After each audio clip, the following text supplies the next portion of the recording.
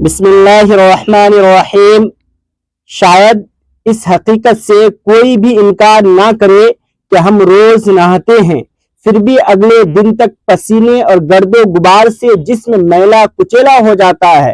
اسی طرح روزانہ صبح گھر کی صفائی ستھرائی کی جاتی ہے اور ہر ہفتے گھر کے جالے صاف کیے جاتے ہیں، مگر شام تک گھر دوبارہ گندا ہو جاتا ہے اور اگلے دن تک چھتوں اور دیواروں پر جالے بھی دوبارہ دکھائی دینے لگتے ہیں۔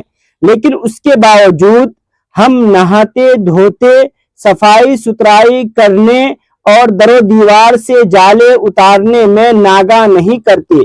آخر کیوں؟ کیونکہ ہم جانتے ہیں کہ اگر نہانا چھوڑ بیٹھیں گے تو سر میں جوئیں پڑ جائیں گی، جسم میں میل کے تہ جم جائے گی اور اس سے بدبو آنے لگے گی۔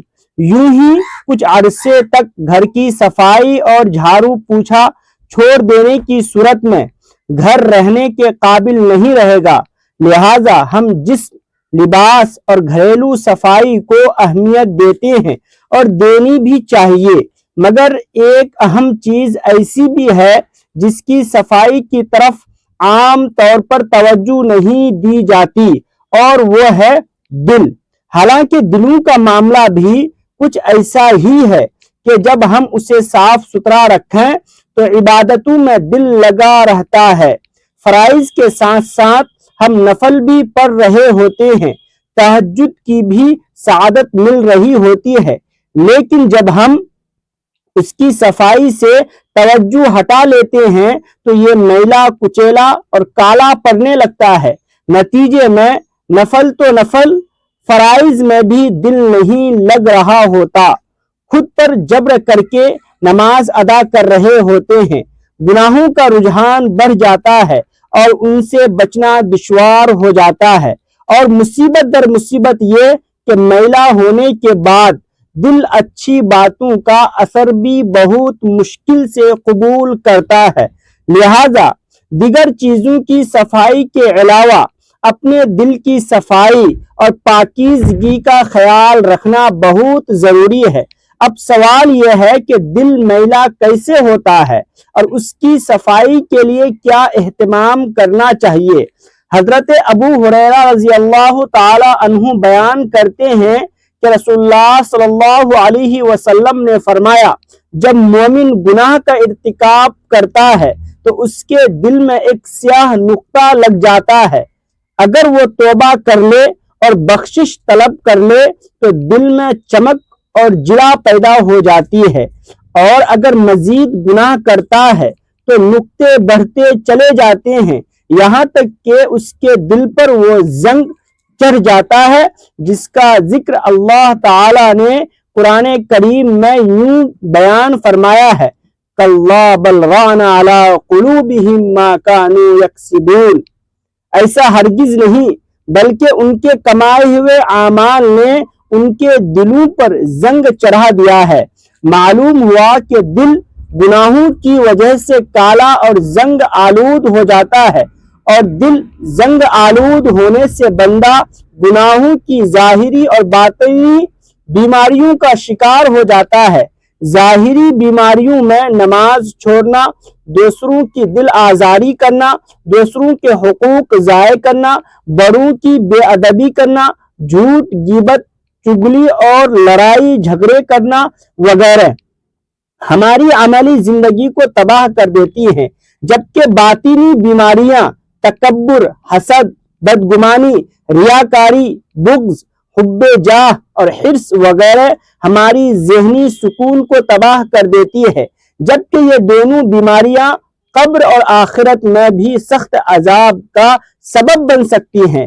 حدیث پاک میں بیان ہوا ہے کہ اگر گناہ کرنے والا توبہ کر کے بخشش طلب کرے تو دل چمک جاتا ہے۔ ضروری نہیں کہ ہم صرف اسی وقت توبہ و استغفار کریں جب ہمیں اپنے کسی گناہ کا پتہ چل جائے، بلکہ ہمیں چاہیے کہ وقفے وقفے سے توبہ و استغفار کرتے رہیں، روزانہ اپنے گناہوں کی معافی مانگیں اور اپنے رب سے بخشش طلب کریں۔ ہم جتنا زیادہ استغفار کریں گے اتنا ہی ہمارا دل اجلا اور چمکدار رہے گا۔ دل اجلا رہے گا تو عبادت میں لذت اور سرور بھی ملے گا اور ذوق و شوق بھی بڑھے گا۔ جسم و لباس کی صفائی اگر شخصیت نکھارتی ہے تو دل کی پاکیزگی بندگی میں نکھار لاتی ہے۔ اس کے علاوہ استغفار کا ایک زبردست فائدہ یہ بھی ہے کہ اس کی برکت سے زندگی کی ناہمواریوں اور دشواریاں آسان ہو جاتی ہیں، جیسا کہ رسول پاک صلی اللہ تعالی علیہ وسلم نے فرمایا، جو شخص پابندی سے استغفار کرتا رہتا ہے اللہ تبارک و تعالی اس کے لیے ہر طرح کی تنگی سے نکلنے کا راستہ بنا دیتا ہے۔ صاف دل انسان کی 5 نشانیاں کون کون سی ہیں؟ اچھے انسان کی کون کون سی نشانیاں ہیں اور ساتھ ہی ساتھ برے انسان کی کون کون سی نشانیاں ہیں، یہ تمام باتیں اس مضمون میں پیش کی جا رہی ہیں۔ سب سے پہلے بات کرتے ہیں کہ دل صاف انسان کی 5 نشانیاں کون کون سی ہیں۔ ماہرین نفسیات کے مطابق صاف دل انسان میں یہ 5 نشانیاں پائی جاتی ہیں۔ نمبر 1، بہت جلد جذباتی ہو جائے گا، یعنی جب اس کے سامنے کوئی غلط بات کی جائے تو اس بات سے قطع نظر کہ آگے کون بیٹھا ہے یا اس کے جذباتی پن کے کیا کیا نقصانات ہو سکتے ہیں، وہ کھل کر اپنی سچائی کا اظہار کرے گا اور اس مقصد کے لیے جذبات کا سہارا لے گا۔ نمبر 2، اس کا غصہ تھوڑی دیر کے لیے ہوگا، یعنی جیسے وہ بہت جلد جذباتی ہو جاتا ہے اور سامنے والے سے لڑ جاتا ہے، ویسے ہی بہت جلد ٹھنڈا بھی ہو جاتا ہے اور پھر سے بالکل ایسے ہی ہو جاتا ہے کہ جیسے کچھ ہوا ہی نہیں۔ نمبر 3، ماہرین نفسیات کہتے ہیں کہ ایسا شخص نہایت حساس طبیعت کا مالک ہوتا ہے اور لوگوں کے تلخ رویے اس کے لیے بہت تکلیف دہ ہوتے ہیں، یعنی ایک صاف دل انسان جب کسی کا تلخ رویہ دیکھتا ہے تو اندر سے ٹوٹ جاتا ہے۔ نمبر 4، وہ ہر رشتے کو دماغ کے بجائے اپنے دل سے نبھائے گا، پورے کا پورا اس کا ہو جائے گا اور ہر دم اس کی خیر اور بھلائی کے لیے بے قرار رہے گا۔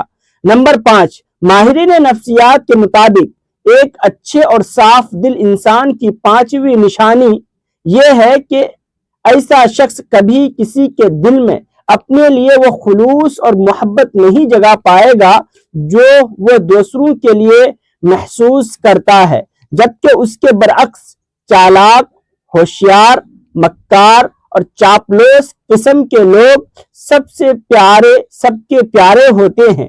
محترم ناظرین، یہ وہ 5 نشانیاں ہیں جو ایک صاف دل انسان کے لیے ماہرین نفسیات بتاتے ہیں۔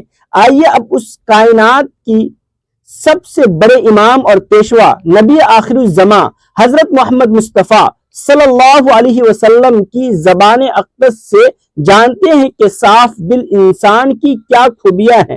امام بخاری رحمۃ اللہ علیہ نے کتاب الادب المفرد میں لکھا ہے کہ حضرت اسماء رضی اللہ تعالی عنہا فرماتی ہیں کہ ایک دن جناب رسول اللہ صلی اللہ علیہ وسلم نے فرمایا، کیا میں تمہیں تمہارے اچھے لوگوں کے بارے میں نہ بتاؤں؟ صحابہ کرام نے عرض کیا، یا رسول اللہ صلی اللہ علیہ وسلم ضرور آگاہ فرمائیں۔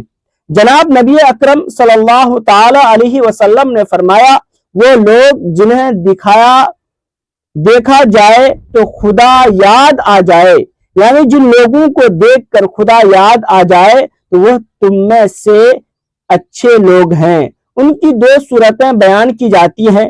پہلی صورت یہ ہے کہ وہ اللہ تبارک و تعالیٰ کے نیک بندے جن کی عبادت، نیکی اور تقوی کی جھلک ان کے چہروں پر نور کی صورت میں دکھائی دیتی ہے اور انہیں دیکھ کر دل میں خیال آتا ہے کہ اس قدر باوقار اور پر نور چہرہ کسی اللہ والے کا ہی ہو سکتا ہے۔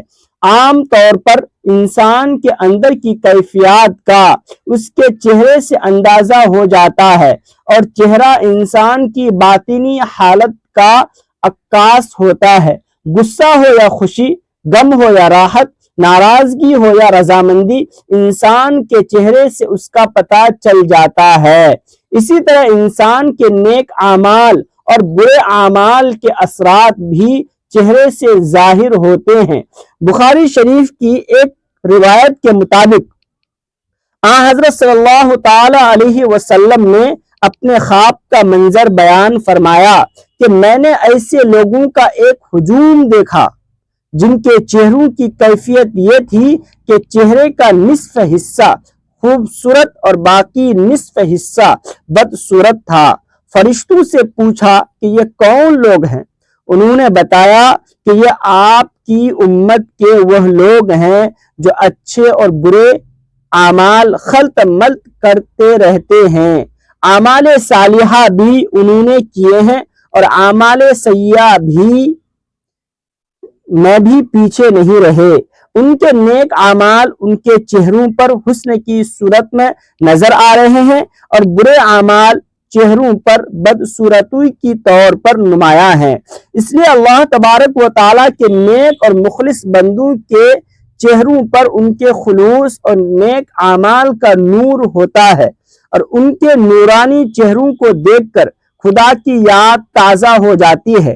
جبکہ دوسری صورت میں اس کا ایک معنی یہ بھی کیا جاتا ہے کہ وہ لوگ جن کے اعمال و حرکات، ان کا اٹھنا بیٹھنا، لین دین، عبادت و معمولات اور اخلاق و معاملات اللہ تبارک و تعالی اور رسول خدا صلی اللہ علیہ وسلم کے احکامات کے مطابق ہوتے ہیں، انہیں دیکھ کر ایک مسلمان کی عملی زندگی کا نقشہ سامنے آ جاتا ہے اور خدا یاد آتا ہے۔ بہرحال جناب نبی کریم صلی اللہ تعالی علیہ وسلم نے فرمایا کہ تم میں سے اچھے لوگ وہ ہیں جنہیں دیکھ کر خدا یاد آ جائے۔ محترم ناظرین، جہاں نبی کریم صلی اللہ تعالی علیہ وسلم نے اچھے لوگوں کی خصوصیت بیان فرمائی ہے، وہیں پر یہ بھی فرمایا کہ کیا میں تمہیں تمہارے برے لوگوں کے بارے میں نہ بتاؤں؟ صحابہ کرام نے عرض کیا، یا رسول اللہ صلی اللہ تعالی علیہ وسلم ضرور بیان فرمائیں۔ آپ صلی اللہ علیہ وسلم نے ان کا ذکر فرماتے ہوئے فرمایا، نمبر 1، چگلیاں کھانے والے، یعنی ایک دوسرے کی چگلی کرنے والے لوگ۔ چگلی کہتے ہیں ایک دوسرے کی خواہ مخواہ باتیں پہنچانے والے، ایک کی بات دوسرے کے آگے اور دوسرے کی بات تیسرے کے آگے اور تیسرے کی بات چوتھے کے آگے۔ اس کا ہمارے یہاں عام طور پر رواج پایا جاتا ہے اور ہم میں سے بہت سے لوگوں کی یہ عادت بن گئی ہے کہ بلا وجہ لوگوں کو یہ بتاتے رہتے ہیں کہ فلاں تمہارے بارے میں یہ کہہ رہا تھا اور فلاں جگہ تمہارے بارے میں یہ باتیں ہو رہی تھیں۔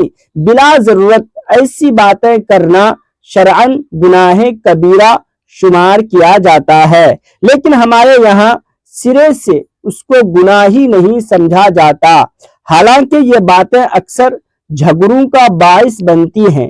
ہمارے معاشرے میں ہونے والے باہمی تنازعات اور جھگڑوں کی وجہ تلاش کی جائے تو اکثر تنازعات کے پس منظر میں کوئی نہ کوئی چگلی کار فرما ہوتی ہے۔ ہر شخص بلا وجہ کسی نہ کسی کی ٹوہ میں لگا رہتا ہے کہ اس کی کوئی کمزوری ہاتھ لگے تو اسے بدنام کروں، اس کا کوئی عیب میرے سامنے آئے تو اس کا پروپیگنڈا کر کے اس کی عزت کو خراب کروں۔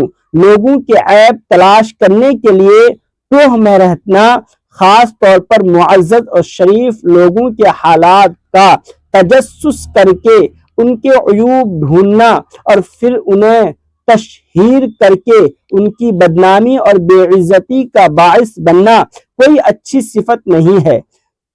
شریعت محمدی ایسی چیزوں کی اجازت نہیں دیتی۔ اللہ تبارک و تعالی ہم سب کو عمل کی توفیق عطا فرمائے اور ہمارا خاتمہ ایمان پر فرمائے، آمین۔ ناظرین، کمنٹ باکس میں اللہ تبارک و تعالیٰ کے 99 ناموں میں سے ایک نام ضرور ٹائپ کریں۔ ویڈیو اچھی لگے تو لائک کریں، شیئر کریں اور چینل کو سبسکرائب کریں۔ اگلی ویڈیو تک کے لیے اجازت دیجیے۔ خدا حافظ۔ السلام علیکم ورحمۃ اللہ وبرکاتہ۔